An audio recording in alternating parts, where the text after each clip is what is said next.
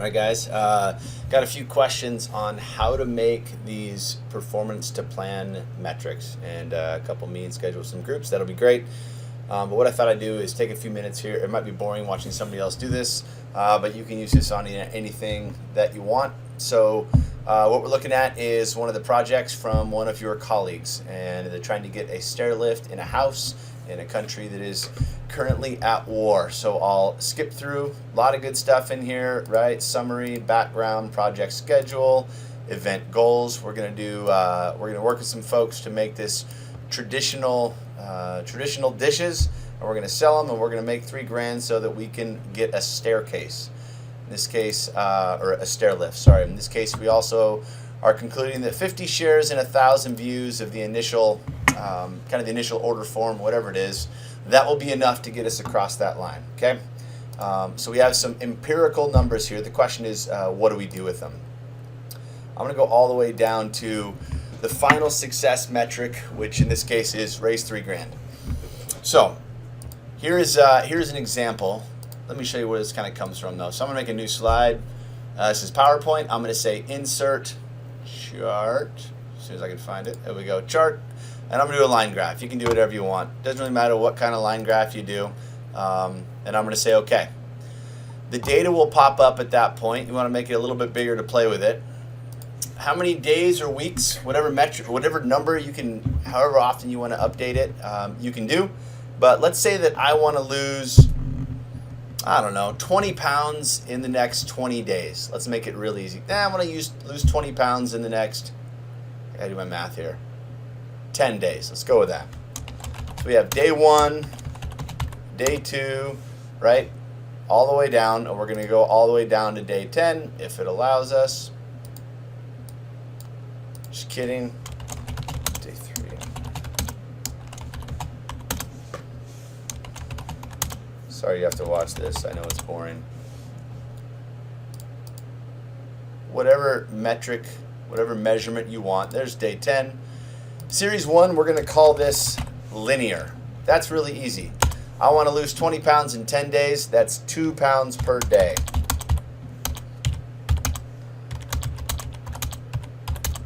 And yes, I know there's macros, and your Excel macros will work in PowerPoint. Let's talk about planned.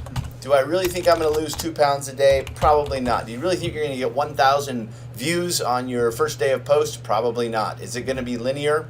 Probably not. So what do you actually think is going to happen? This is where we do what is planned. So in this case, I think I'm going to lose like 5 pounds in the first day. Call that, right? And then I may lose a pound the next couple days. Then it's going to be a slow go, maybe a pound. And then I say, forget it, I'm just going to have to fast. And then, so then I jump up. And I make it. In theory, that's what would happen. The next series is what's called actual. Okay, let me show you why this matters. When we get, there we go. When we get to the chart,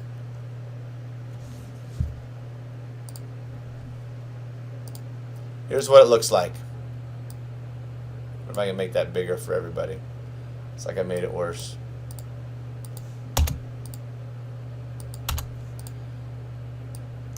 Here's your performance to plan metric. The linear is just, if this was going to happen in a consistent pattern, it's just the amount of things you want to get done divided by the time increments you have to do it. That's your linear line. My yellow line here is what I think is actually going to happen. And I come out on the very first week, or very first day, and I say, guess what, boss? I lost 2 pounds. And then I lost 2 more pounds. And boy, on day 3, I just got 1 more pound in there. So the blue is now my actual. And each day or each week or however you want to do it, you would enter in your actual, whatever it is. I had a really big day there for whatever reason. So your blue line, and I don't care the colors, right? Your blue line will tell you how is it actually going. The other 2 lines are just point of reference. So if, for instance, as we're going through and you're doing presentations and we find things are going sideways, that's where we'd have to jump out and say, hey, Avi, you're off track here. your actual performance is below your planned performance. Hence the metric title, performance to plan, right? You lay out your plan and then you track your performance over your plan. So let's take a look at an actual scenario here. So we need to sell 170 pounds or have orders for 170 pounds of kielbasa. In this case, I'm probably saying it wrong, I'm sorry, over the next 4 weeks. All she's going to do is come in here, 170 pounds. She's going to say edit data, and straight out of the gate, actual pounds sold this week was orders for 58 pounds. After that, it was 120. It's going really good. She started out above the line. She's already above the line. And as she tracks it each week, am I gonna make it there or not? And in this case, she didn't make it. For example, that's tracking your actual performance to your planned performance. That's all it is. What is this? That's another thing of orders. Social media views. I broke this one out by days. So you can do days, weeks, however you want to do it. You'll have one probably main metric. She's going to do it on shares here. And that's probably your total funding metric. So in this case, she's trying to get to $3,000, right? So I'm going to go, all right, I think my orders will come at the end, but I know in the next 4 weeks I need to be at $3,000. That's hard to manage just week at a time. I might break it up into days, or I might break it up into like 3-day increments, whatever it is. But $3,000 divided by 4, right? She's going to need $750 a week. Did I do that right? 2,500? I think I did that wrong. Yeah, that's 4,000. I do my math. Maybe my math is jacked. 1,500. Am I doing something wrong? Yeah, I am. There we go. Okay, so there's her plan. Her plan is to get $3,000 in terms of revenue over the next 4 weeks. After week 1, all she's going to do is go into edit data and say, this is how much money came in, whatever it is.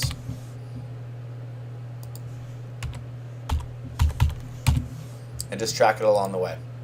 So every presentation will have a metric, a KPI, for anything that's quantifiable, anything that's measurable that you have. In this case, she has 5 KPIs. You might have 3, you might have 10. So every initiative that you have, there's multiple, right? Every initiative that you have will have multiple, or will have at least one KPI.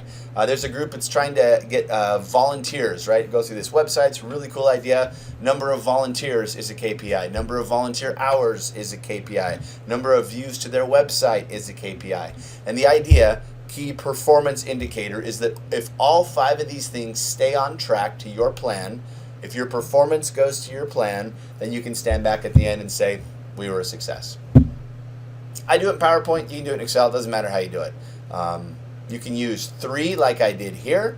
You can say, well, gee, here's the linear line, but we actually think it's going to go like this. Like, for instance, in this case we're looking at, she's thinking a lot of those orders are going to come in the last week and a half or 2 weeks. That's fine. You just add another line. Here's what we actually think. But your actuals compared to plan is what we'll be looking at on any initiative, at least at 1 KPI for every initiative every time somebody presents. So I hope this is helpful. Talk to me if not. Or actually talk to me if so. It's just good to connect.